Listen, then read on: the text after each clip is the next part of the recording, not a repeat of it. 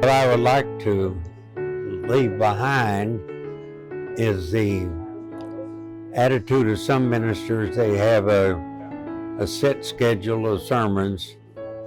One pastor that we had before I went into the ministry, he had 52 sermons.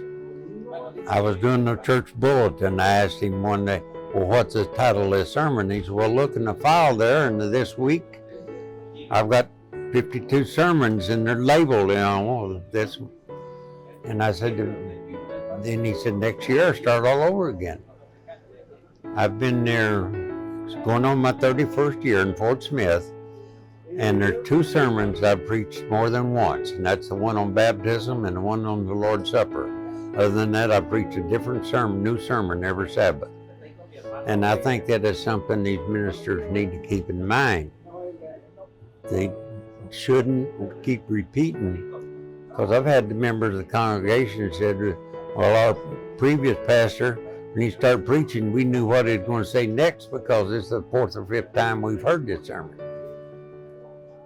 And also, I think that our new ministers need to be considerate of the time involvement. In the seminary, they taught where I was going, if you don't preach an hour, you hadn't preached. But the people don't remember at the end of an hour what your first subject part was. To keep it down, now I try to limit it to 20 minutes. I have a 6-part sermon. It'll last for 6 weeks. The part 1, part 2, part 3. People remember if you do just one part at a time instead of trying to cover so much in one time. And the members of my congregation come up and say, we appreciate you doing it this way. Because statistics say that by Tuesday, people forget 70% of what you said anyhow.